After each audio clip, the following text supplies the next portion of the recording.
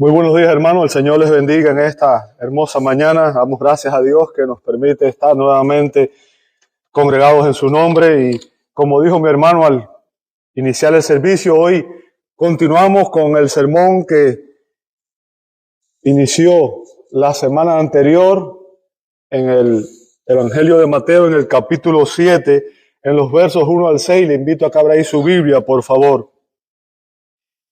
Y aquí se nos hace una advertencia sobre el peligro de juzgar al prójimo. Se está dando una importante enseñanza acerca de la manera en que usted y yo debemos juzgar. Mateo 7, del 1 al 6. Abra ahí su Biblia, por favor. Dice así la palabra de Dios. No juzguen para que no sean juzgados, porque con el juicio con que ustedes juzguen, serán juzgados, y con la medida con que midan, se les medirá. ¿Por qué mira la mota que está en el ojo de tu hermano y no te das cuenta de la viga que está en tu propio ojo? ¿O cómo puedes decir a tu hermano, déjame sacarte la mota del ojo, cuando la viga está en tu ojo? Hipócrita, saca primero la viga de tu ojo, y entonces verás con claridad para sacar la mota del ojo de tu hermano. No den lo santo a los perros, ni echen sus perlas delante de los cerdos. No sea que las huellen con sus patas y volviéndose los despedacen a ustedes. Señor, una vez más venimos ante tu bendita presencia, dando gloria y honra a tu nombre, Señor, y muchas gracias por tu fidelidad. Gracias, Dios, por la oportunidad que nos das en esta mañana de adorarte, de bendecir tu nombre. Y rogamos, Señor, ahora el auxilio de tu Espíritu Santo. Pedimos, Señor, que Él obre en cada uno de nosotros. Señor, tú que conoces la necesidad que hay en cada corazón, súplela conforme a tus riquezas en gloria, Señor. Permite, Padre, que nadie salga de este lugar como llegó. Que tu palabra, Señor, penetre hasta lo más profundo de nuestras almas y haga la obra y nos transforme y dé salvación donde no la hay y traiga convicción de pecado, justicia y juicio para que pueda haber un arrepentimiento genuino y pueda haber, Señor, una conversión genuina. Y Padre, santifica a tu pueblo en esta mañana. Ayúdanos a ser más como Cristo y menos como nosotros, Señor. Ayúdanos a tener victoria sobre el pecado y permite, Señor, que al salir de aquí lo hagamos con la seguridad, Señor, de que hemos estado en tu presencia. En el nombre de Jesús oramos y te damos gloria. Amén, amén y amén. Muchas gracias a todos, hermanos. Pueden ocupar sus asientos. Estamos, sin duda, ante una fascinante sección del Sermón del Monte. Y déjenme decirles que esta es una de las que se cita con mucha frecuencia cuando se predica o cuando se enseña. Sin embargo, esta porción de la Escritura ha causado mucha perplejidad porque mucha gente no entiende cómo está unida la estructura de este pasaje. A primera vista, algunas personas creen que se trata de una serie de enseñanzas que no tienen ninguna relación entre sí, sino que son ideas dispersas. Sin embargo, aquí tenemos una clara estructura en el capítulo 7. Los primeros 12 versículos, capítulo 7, versos 1 al 12, tratan sobre el juicio y el discernimiento en las relaciones humanas. En la manera en que usted debemos tener sabiduría de Dios, discernimiento en la manera en que nos relacionamos con otras personas. Y en los versos 3 al 27 habla sobre el juicio y el discernimiento en cuanto al camino de la salvación. En la manera en que debemos discernir lo que es la verdadera salvación y lo que no lo es. Así que estamos ante un pasaje que trata específicamente sobre nuestras relaciones con nuestro prójimo. La manera en que usted y yo debemos relacionarnos con nuestro prójimo.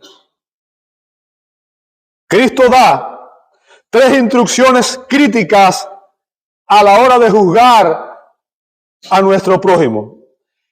Y bueno, la semana pasada vimos la exhortación en los versos 1 y 2 donde el Señor nos dijo, no juzguen para que no sean juzgados, porque con el juicio que ustedes juzgan, con ese mismo juicio serán juzgados. Y hoy vamos a ver la explicación en los versos 3 al 5. Fíjense, ahora aquí el Señor da una explicación referente a la enseñanza de no juzgar. Y nos da esta explicación para aclarar precisamente la exhortación que Él nos dio en los versos 1 y 2. Ahora, en esta explicación, Cristo nos advierte de un peligro en los versos 3 y 4 y una prioridad en el verso 5. Vamos a ver en primer lugar el peligro en los versos 3 y 4. Vamos a leer nuevamente el verso 3. Dice, ¿por qué miras la mota? ¿Sabe? Otra traducción podría ser la paja, ¿ok? Que está en el ojo de tu hermano y no te das cuenta de la viga que está en tu propio ojo. El Señor utiliza una ilustración para hacer más asequible su enseñanza, para hacerla más fácil de entender. Y esta enseñanza algunos creen que está relacionada obviamente con la carpintería, ¿verdad? Fíjense, el ojo humano es uno de los órganos más sensibles de nuestros cuerpos. No sé si a usted le ha sucedido, pero ¿alguna vez le ha caído a usted un cuerpo extraño en el ojo? ¿Alguna vez ha tenido algo dentro del ojo? Sin duda es una de las sensaciones más incómodas y dolorosas que existen. Y aquí el Señor nos presenta a dos personas. Una dice que tiene una pequeña, ¿sabe? Y el término griego ahí significa una astilla, un trozo de madera seca o paja, una partícula muy pequeña que lo que hace es irritar el ojo. ¿Bien? Algo pequeño que irrita el ojo. La otra, dice el Señor, tiene una viga, o sea, una viga enorme, tiene un tronco de madera en su ojo. Fíjense, el contraste que el Señor establece es absurdo. Una pequeña partícula contra una viga en su ojo. Y precisamente usa un contraste tan ridículo para enfatizar la enseñanza que Él quiere dar. Tenemos aquí a una persona que está mucho más preocupada por la pequeña viga que tiene, por la pequeña paja que tiene la otra persona, que por la inmensa viga que tiene en su propio ojo. O sea, mediante esta parábola, Jesús nos ilustra un peligro que es muy común para todos nosotros, porque es una tendencia pecaminosa que usted y yo y todos los pecadores tenemos. Fíjense, aquí el Señor nos está advirtiendo a usted y a mí de un serio peligro. El peligro es que usted y yo vemos con mayor claridad las faltas y los pecados de nuestro prójimo que los mismos nuestros. Vemos con más claridad las faltas, los pecados y los errores de otros, mientras permanecemos ciegos a nuestras faltas, a nuestros pecados, porque, y esto es importante que usted y yo lo entendamos, el pecado ejerce una influencia cegadora, o sea, es parte de lo que hace, nos ciega, ¿ok? Nos ciega. Ahora, ¿de qué estamos hablando aquí? ¿De qué estamos hablando aquí? Porque obviamente estamos hablando en términos que usted puede entender, ¿verdad? En términos, algo que sucede en cuanto a nuestra visión física, pero esto tiene una enseñanza espiritual. Y lo que estamos hablando aquí es de una persona que está más preocupada por confrontar un pecado que ha cometido un hermano que por corregir sus muchos y más grandes pecados. Ese es el punto. O sea, está más preocupado por el pequeño pecado, y vamos a llamar pequeño, ustedes saben que no es pequeño, no hay pequeño pecado, pero estábamos haciendo una comparación simplemente para que usted entienda el punto, ¿verdad? De una persona cuando él está cometiendo algo mucho más grande, mucho más escandaloso. Ahora, vuelvo a hacer énfasis en algo porque mucha gente usa este pasaje y el de Juan capítulo 8, ¿verdad? Donde está, ustedes recuerdan cuando le trajeron a Jesús una mujer sorprendida en adulterio y Jesús dijo, el que de ustedes esté sin pecado, que sea el primero en lanzar la piedra. Y nadie le tiró. Y muchos usan estos pasajes para tratar de decir que nunca debemos juzgar nada, que no debemos juzgar. Jesús no tiene como propósito aquí enseñarnos que nosotros no debemos juzgar y confrontar el pecado como algunos han malinterpretado. El punto del Señor es que tanto la pequeña paja como el tronco deben ser extraídos, deben ser sacados. Lo que el Señor está enfatizando aquí es que el pecado de la persona que está juzgando es muchísimo más grande que el pecado de la persona que está siendo juzgada. ¿Sabe? Y esto nos recuerda una confrontación que Jesús tuvo con los fariseos cuando Él les dijo, en Mateo capítulo 23, verso 23, les dijo, ¡ay! Y sabe, cuando el Señor dice, ¡ay! Créame que no es nada bueno, ¿cierto? No es nada bueno. ¡Ay de ustedes, escribas y fariseos, hipócritas, que pagan el diezmo de la menta, del anís y del comino! Y escuche lo que dice a continuación. Y han descuidado los preceptos más importantes de la ley. La justicia, la misericordia y la fidelidad. Estas son las cosas que debían haber hecho sin descuidar aquellas. Fíjense, los escribas y los fariseos habían condenado a Cristo por sanar a los enfermos el día sábado, el día de reposo. Y sin embargo, ellos le enseñaban a los hombres a desobedecer el mandamiento de Dios de honrar al padre y a la madre que Dios había dado en Éxodo capítulo 20, verso 12 y de Deuteronomio capítulo 5, verso 16. O sea, enseñaban a cometer pecados mientras juzgaban a otros por supuestos pecados. Y la pregunta es, ¿somos usted y yo como los fariseos? ¿Descuidamos los asuntos más importantes? Y eso es lo que Jesús le dice aquí. Ustedes descuidan los asuntos más importantes. Ahora, ¿cuáles son los asuntos más importantes? ¿Verdad? ¿Cuáles son los asuntos más importantes? Déjame decirte, los asuntos más importantes son los asuntos del corazón. Del corazón. ¿Por qué? Porque del corazón provienen malos pensamientos, homicidios, adulterios, fornicaciones, robo, falso testimonio, calumnias, dijo Jesús en Mateo 15, 19. El corazón de los seres humanos es corrupto y pecaminoso. Y déjeme decirle, un corazón corrupto es la causa de un comportamiento pecaminoso. Entonces el pecado tiene su raíz, tiene su origen en la corrupción que hay, ¿dónde? En nuestros corazones.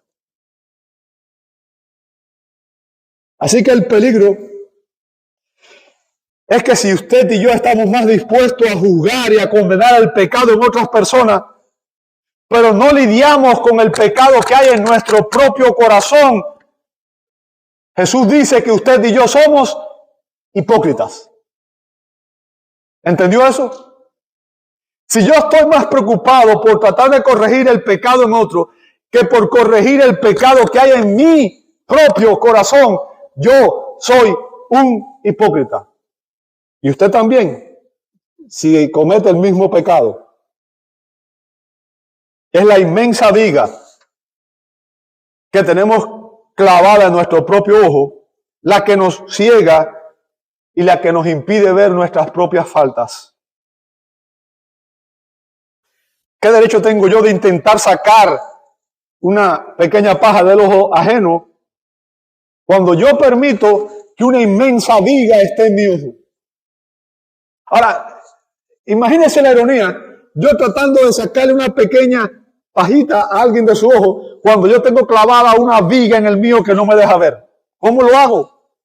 O como preguntó Jesús aquí en el verso 4, o cómo puedes decir a tu hermano, déjame sacarte la mota del ojo cuando la viga está en tu ojo. O sea, y ese es el punto. Alguien que está intentando literalmente extraer una pequeña paja de los hermanos mientras tiene clavada una inmensa viga en su propio ojo que le impide ver, que le obstruye su visión. O sea, estamos hablando de una persona, de un creyente que está tratando de corregir el pecado de otro creyente cuando sus propios pecados son mucho mayores.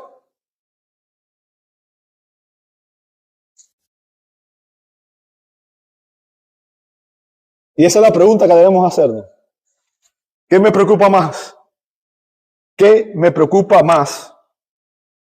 ¿Los pecados de otros o los míos?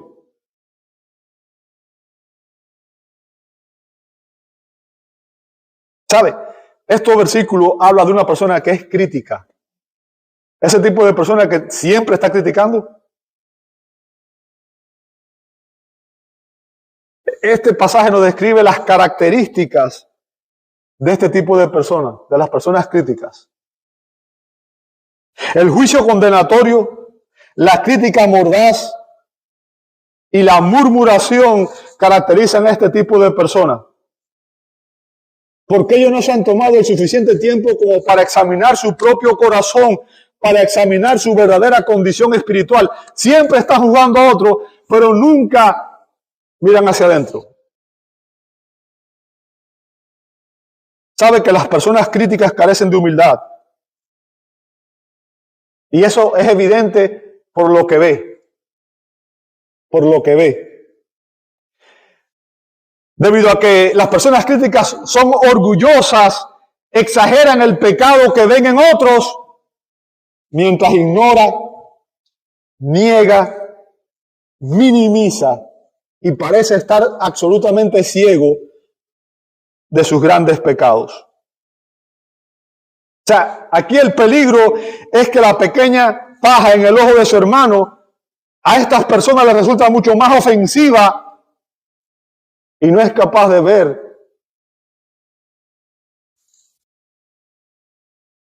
la gran viga que hay en su propio ojo. ¿Sabe? Vemos este tipo de personas en todas partes.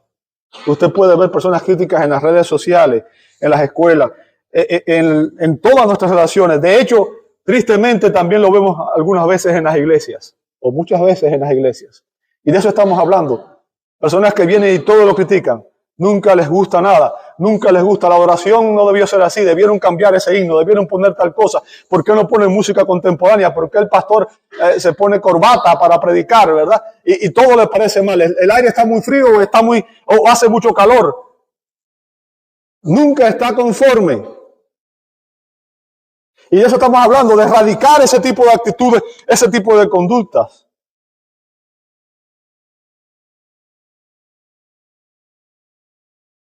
Dios tiene que depurar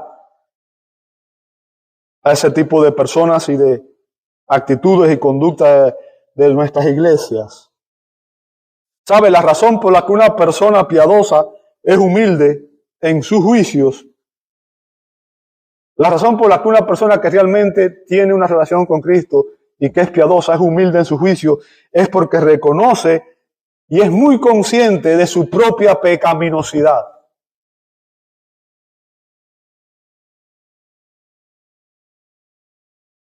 Reconoce que toda confrontación de pecado y todo acto de disciplina de la iglesia que no provenga de un espíritu quebrantado y humilde es una presunción peligrosa.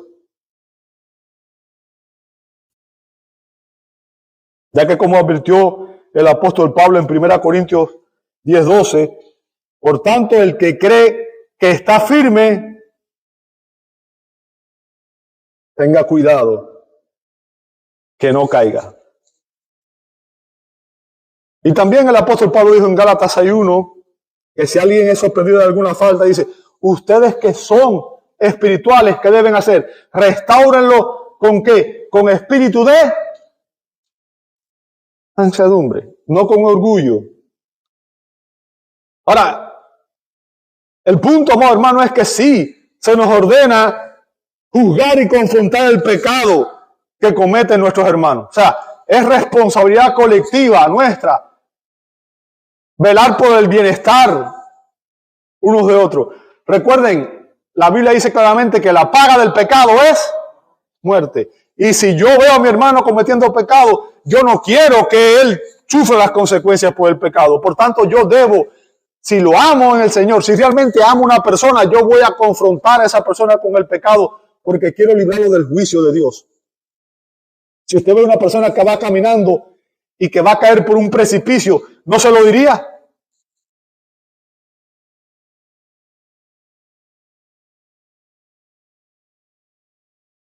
Pero antes de confrontar el pecado en otro, primero debo examinarme a mí mismo y reconocer que yo soy igualmente capaz de cometer el mismo pecado o incluso pecados aún mayores. Y que si no fuera por la gracia de Dios que nos guarda y que nos protege, yo también habría caído en el mismo pecado. Como dijo un predicador, las operaciones de rescate espiritual requieren lidiar con el pecado en nuestras propias vidas primero. Para poder sacar la paja de mi hermano, tengo que sacar primero la viga que está en mi ojo. Si usted y yo queremos ser útiles en el reino de Dios, si usted y yo queremos ser útiles para el Señor, tenemos que lidiar primero con nuestro propio pecado. Y eso sin duda requiere humildad. Requiere humildad. Requiere que usted y yo nos examinemos a la luz de la palabra y seamos conscientes de nuestras debilidades y de nuestra propensión a pecar. Debemos orar al Señor y pedirle como el salmista en el Salmo 19:12. ¿Quién puede discernir sus propios errores? Absuélveme de los que me son ocultos. O sea, el salmista reconoce el peligro de la existencia de faltas inconscientes ocultas y pide a Dios purificación, humildad y protección contra la soberbia para poder mantenerse íntegro. Así que usted y yo deberíamos orar, Señor, puede que haya pecados en mi vida que yo no veo, pero sé que tú lo ves todo, Señor. Así que ayúdame y muéstrame aún esos pecados que yo soy incapaz de ver. Así que el peligro, amado hermano, es intentar juzgar a otros cuando yo no he examinado mi propia vida. Es juzgar a otros cuando yo estoy cometiendo esos mismos pecados, quizás mayores. Hemos examinado el peligro, vamos a analizar la prioridad. Una prioridad en el verso 5. Fíjense que Jesús dice en el verso 5, hipócrita. Y sabe, una persona hipócrita es un simulador, es una persona falsa. Es una persona que da una apariencia, pero adentro es algo diferente. Personas que te dicen que te aman, pero por atrás murmuran, hablan mal.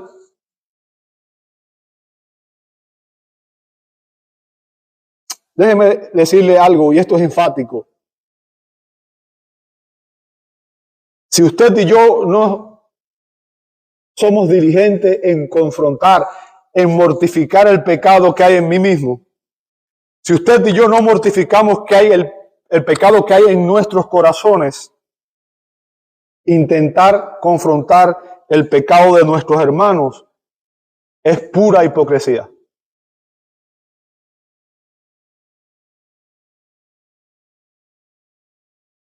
Hermanos, que ninguno de nosotros provoca al Señor a que nos diga hipócrita. Que nos examinemos. Recuerden la enseñanza que da el Señor aquí en Mateo 7. En aquel día muchos me dirán, Señor, en tu nombre. Y serán pastores, serán líderes, pero están cometiendo pecado en sus corazones, lo saben y no se han arrepentido. Son hipócritas.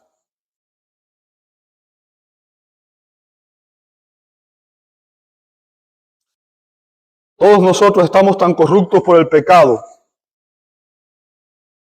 que somos propensos a actuar como fariseos.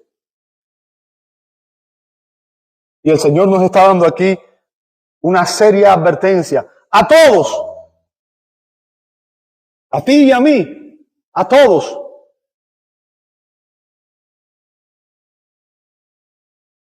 La forma en que usted y yo tratamos a nuestros hermanos evidencia cómo entendemos nuestra propia relación con Dios.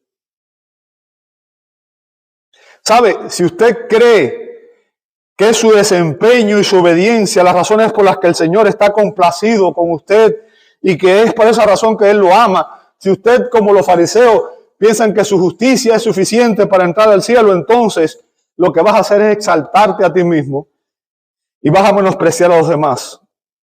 Y las personas que son orgullosas se sienten superiores y por tanto son impacientes y duros con los demás. ¿Por qué? Porque piensan que son mejores. Recuerdan al fariseo, yo no soy como el publicano, yo sí doy, yo oro, yo diezmo, yo hago todo. Se creen buenos, se creen justos, creen que es su propia justicia la razón por la cual tienen comunión con Dios. Pero si usted es como el publicano, que ni siquiera quería alzar los ojos al cielo y decía, Señor, sé propicio a mí, pecador, mientras se daba golpes en el pecho, reconociendo de que no había nada en él, que mereciera el perdón de Dios.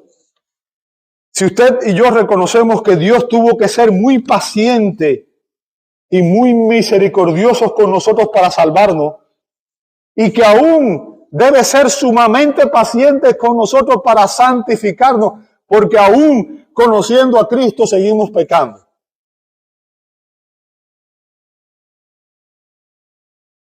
Si nos vemos como receptores constantes de la gracia y la misericordia, la paciencia y el amor de Dios, si nos vemos de esta manera, si nos vemos como realmente somos, pecadores redimidos por gracia, entonces vamos a manifestar un tipo de paciencia, de misericordia, de gracia en la manera en que vemos y actuamos hacia los demás. Porque entiendo que si no fuera por la gracia de Dios, no estaría aquí. No estoy aquí porque soy mejor que los que están afuera. Estoy aquí porque reconozco que soy un pecador perdido sin Cristo. Y que si no fuera por su gracia, por su misericordia, estaría perdido. Y que sigo, a pesar de que he sido redimido y perdonado, sigo siendo pecador.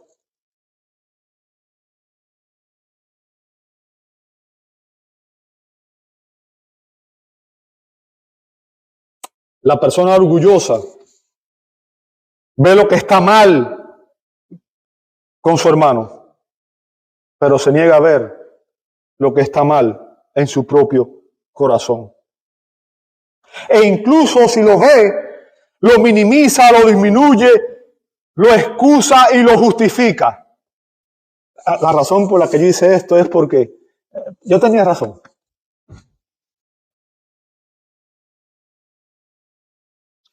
Siempre va a decir, lo que él me hizo no tiene excusa, pero yo sí tengo excusa para hacer lo que yo hice. Y según el Señor, la prioridad es saca primero la viga de tu ojo, dice el Señor, en el verso 5, y entonces verás con claridad para sacar la mota del ojo de tu hermano. O sea, esa es la prioridad. Antes de intentar sacar la pequeña paja del ojo de tu hermano, primero saca la enorme viga que tienes en el tuyo. ¿Entiendes? Esa es la prioridad. Y el punto, amado hermano, es que primero debo lidiar con mi propio pecado antes siquiera de intentar ayudar a otros a lidiar con su pecado.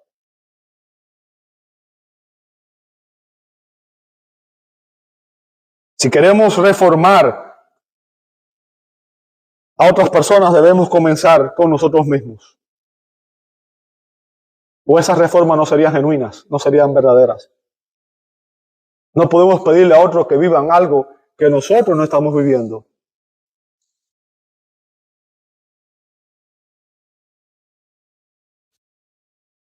Los cristianos tenemos la inmensa responsabilidad de juzgar y confrontar el pecado. Pero antes de confrontar el pecado en otros, usted y yo debemos lidiar, debemos confrontar, debemos mortificar el pecado que hay en mi propio corazón. Los fariseos eran buenos para acusar, pero eran lentos para enmendar, para corregir, para cambiar. Y déjeme decirle algo, amado hermano, nosotros podemos engañar a todo el mundo, a todas las personas. Pero nuestro Señor deja claro que Él no permitirá hipócritas en su reino. Y que Él exige obediencia práctica a su palabra. Y exige santidad. Porque sin santidad, nadie verá al Señor. Nadie verá al Señor. Y todos nosotros, yo, usted, todos nosotros tenemos una tendencia pecaminosa a exagerar los pecados de los demás y a intentar minimizar y justificar la seriedad y la gravedad de mis propios pecados. De hecho, usted y yo juzgamos a los demás por sus acciones y a nosotros mismos por nuestras intenciones. Y sabe, déjeme decirle, de buenas intenciones está lleno el mundo, ¿sabe?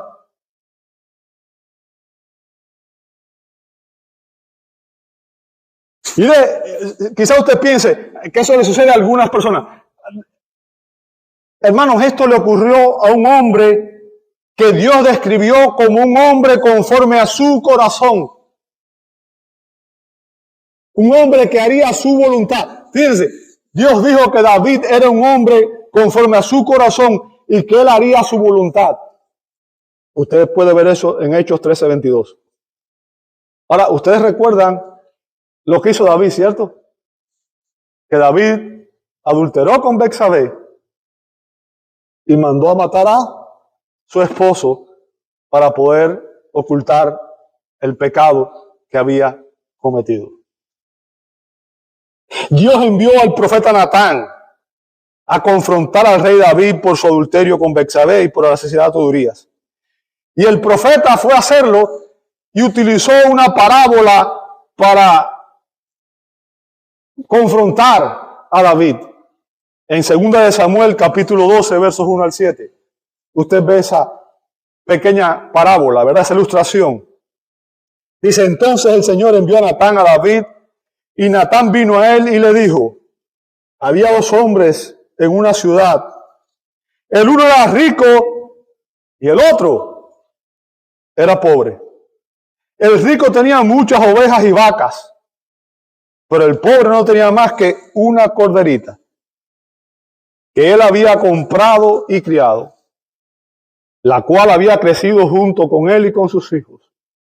Comía de su pan, bebía de su copa y dormía en su seno. Y era como una hija para él. Vino un viajero a visitar al hombre rico Y éste no quiso tomar de sus ovejas ni de sus vacas para preparar comida para el caminante que había venido a él, sino que tomó la corderita que el hombre pobre y la preparó para el hombre que había venido a visitarlo. Ahora, vea lo que dice el verso 5.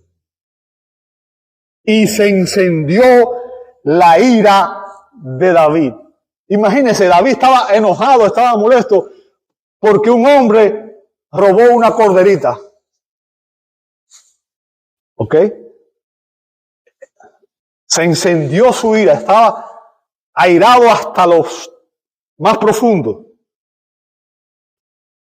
Se encendió la ira de David en gran manera contra aquel hombre y dijo a Natán: vive el Señor, que ciertamente el hombre que hizo esto, vea la sentencia que él dio, vea cuál fue la sentencia de su juicio.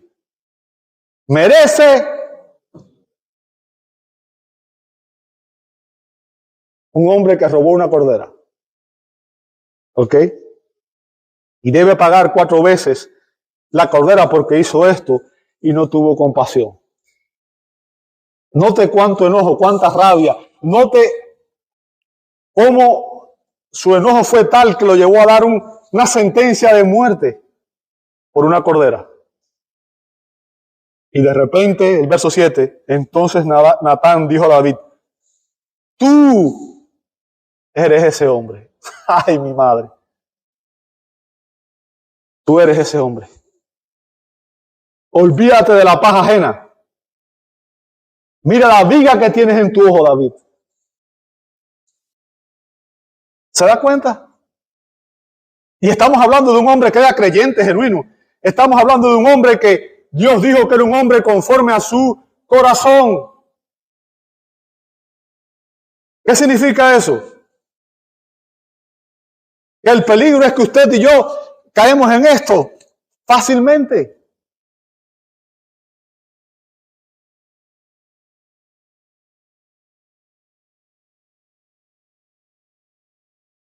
Esto evidencia que mi prioridad debe ser hacerme un autoexamen crítico y escrupuloso antes de intentar juzgar y emitir juicio contra mi hermano. Las vigas, si las hay, deben ser eliminadas de nuestra vida primero para que el amor de Dios fluya libremente y realmente podamos ayudar a nuestros hermanos. Debemos examinarnos a nosotros mismos. Y si descubrimos que hay una viga que bloquea el flujo del amor de Dios, debemos saber que el único oftalmólogo calificado para resolver la situación de nuestro ojo es el Señor Jesús. Él es el gran médico divino y es capaz de extraer tanto las pequeñas pajas como las grandes vigas de nuestros ojos, porque Él sí ve con absoluta claridad. Él sí ve la intención de nuestros corazones. En Él no hay pecado. Él es un sumo sacerdote que se compadece de nuestras debilidades.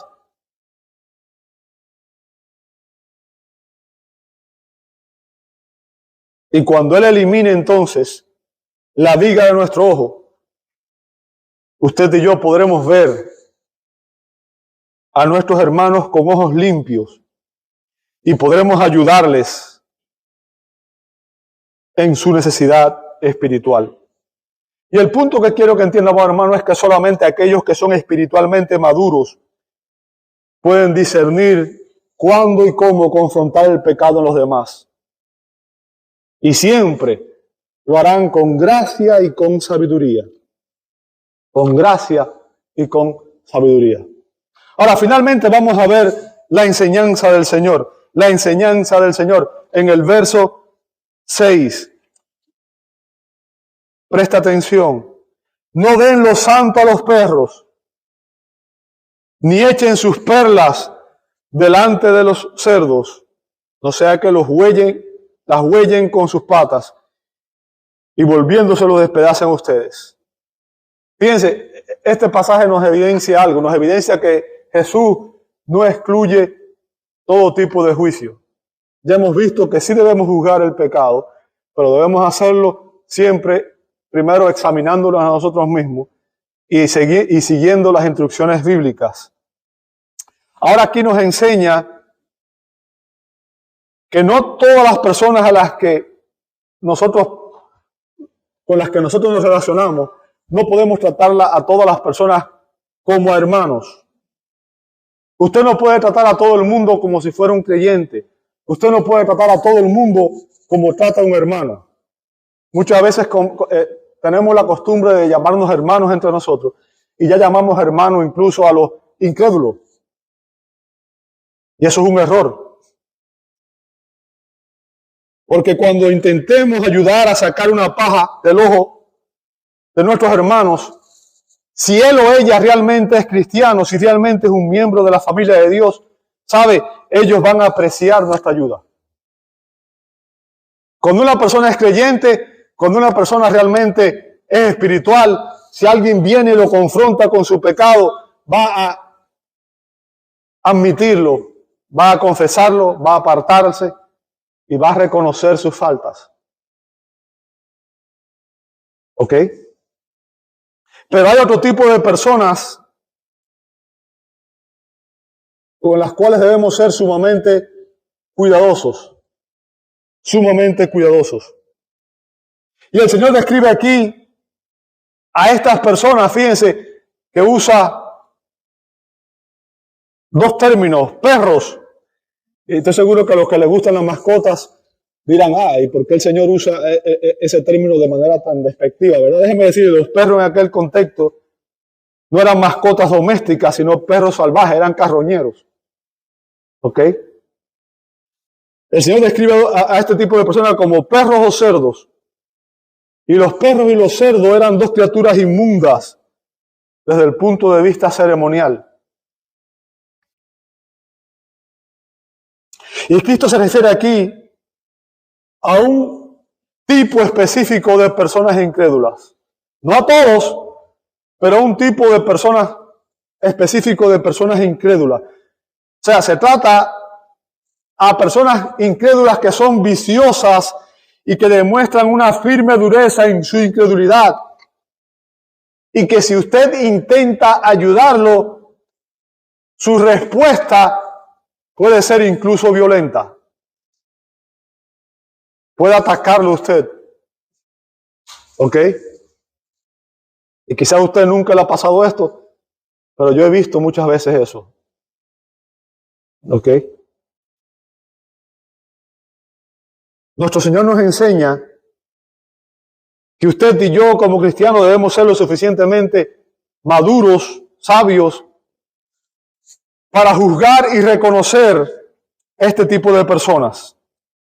Porque ellos no van a agradecer la corrección, no van a agradecer que usted quiera ayudarles a confrontar el pecado. Sabe que el autor de Proverbios nos dio una advertencia. Proverbios capítulo 9, verso 8, dice así, Proverbios 9, 8, no reprenda al insolente. ¿Para qué? Para que no te aborrezca. Reprende al sabio y te amará. ¿Se da cuenta? O sea, la persona que es creyente, que es genuina, cuando tú lo reprendes te va a amar. Sin embargo, el insolente te va a aborrecer, te va a odiar. ¿Sabe? Usted se va a dar cuenta que a menudo es imposible hablar con algunas personas sobre Jesucristo. Nunca olvido una vez que una señora me dijo que ella prefería que su hija fuera prostituta antes que cristiana. Eso nunca se me olvida. Y hace cerca de 30 años, quizás un poco más. Y nunca lo olvido. O sea, estas personas son ciegos espiritualmente, son insensibles. Y rechazan visceralmente el Evangelio, rechazan a Cristo, rechazan la verdad. Y es inútil que usted intente ayudarlo porque ellos no lo desean. Ellos prefieren vivir de esa manera. Ellos quieren vivir de esa manera. Y usted y yo debemos ser capaces de reconocer este tipo de personas que si usted y yo le presentamos las preciosas joyas de Dios y las ponemos delante de ellos, dice Jesús aquí que ellos van a pisotear esas preciosas verdades y nos van a atacar. O sea, hay personas que blasfeman el Evangelio, que se ríen del Evangelio y que atacan, se convierten en enemigos jurados de todos aquellos que aman a Cristo. Ahora, permítame darle una aplicación práctica a este versículo. El punto es que usted y yo no podemos intentar confrontar y juzgar el pecado en los perdidos como si ellos fueran creyentes. ¿Escuchó lo que digo? Y esto es importante, yo quiero que usted lo entienda. Muchas veces usted y yo intentamos corregir a los perdidos como si ellos fueran salvos. Tratamos de moralizarlos. Moralizar a alguien que no conoce a Jesús. Y solamente, estoy seguro que posiblemente todos nosotros hayamos cometido ese mismo error. ¿Ok? Tratamos de ayudar a algunos incrédulos a que se comporten como si ellos fueran cristianos. Como si ellos fueran esposos cristianos o hijos cristianos. Queremos que nuestros hijos se comporten como cristianos cuando no lo son.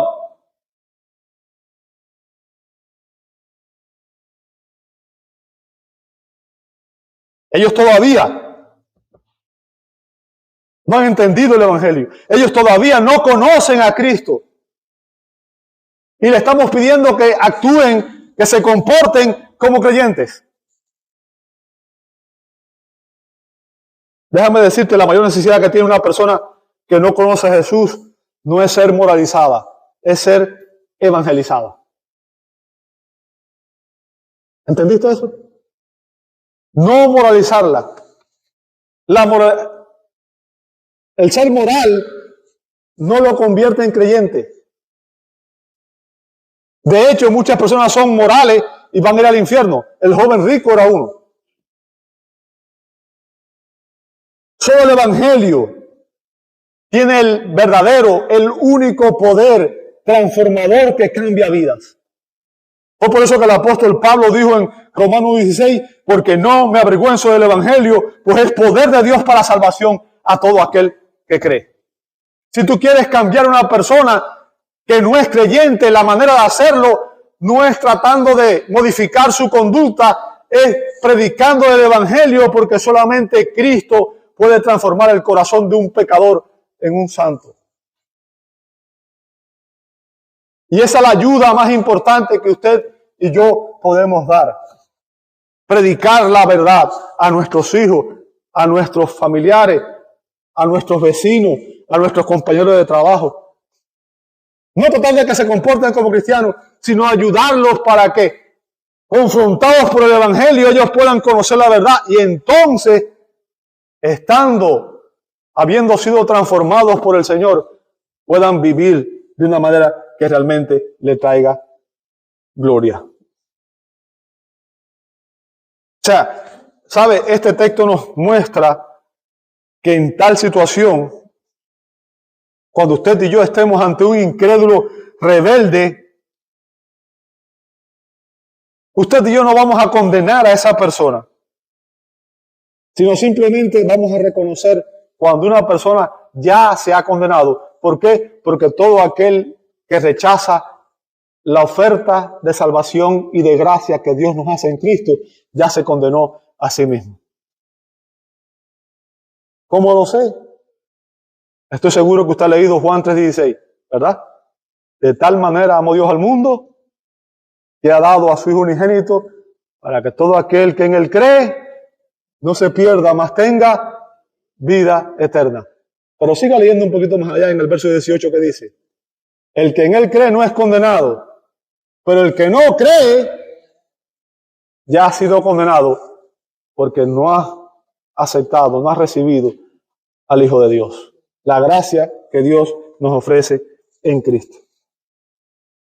Debido a que rechaza el Evangelio, y la gracia de Dios, esa persona se condena a sí misma.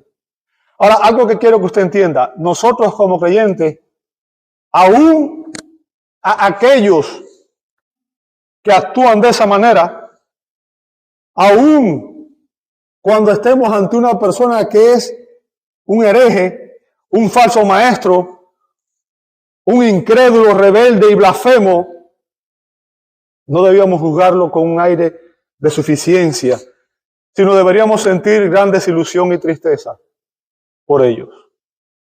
Debemos recordar lo que sucedió con nuestro Señor cuando Él se acercaba a Jerusalén.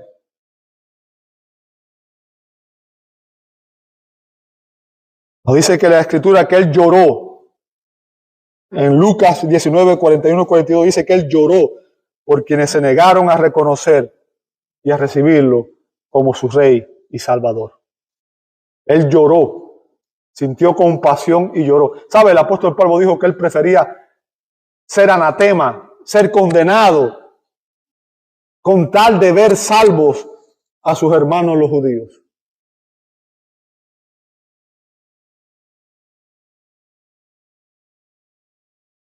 Usted y yo debemos juzgar y reconocer que hay personas que rechazan el Evangelio y que incluso van a responder agresivamente si usted y yo le insistimos y tratamos de predicarle.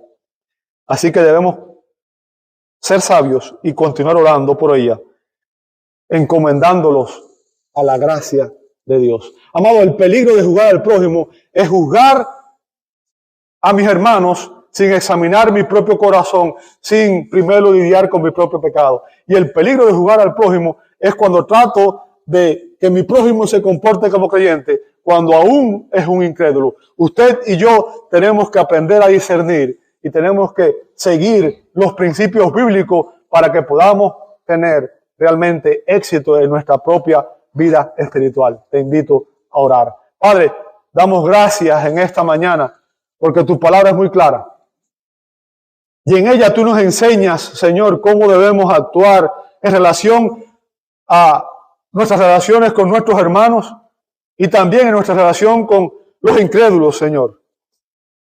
Pedimos que tú nos ayudes a ser compasivos, a mostrar la gracia, el amor, la misericordia que tú nos muestras a nosotros. Señor, que nos ayudes a examinarnos a nosotros mismos. Y que antes de intentar confrontar el pecado en otro, primero lo hagamos. Confrontemos nuestro propio pecado. Nos examinemos nuestro propio corazón. Señor, si hemos juzgado injustamente, si hemos murmurado, si hemos actuado de una manera pecaminosa, como dijo el salmista, Señor, tráelo a nuestra mente, ayúdanos, Padre, para poder arrepentirnos, confesar esos pecados y poder ir incluso y pedir perdón contra aquellos hermanos a los cuales hemos ofendido. Danos, Señor, un corazón humilde, un corazón que entiende que si somos salvos es por tu gracia. Y también ayuda a entender que si no fuera por tu fidelidad, Señor, si no fuera por tu fidelidad, ninguno de nosotros podría entrar a tu reino. Porque es por gracia que fuimos salvos y es por gracia que seremos recibidos en las mansiones celestiales.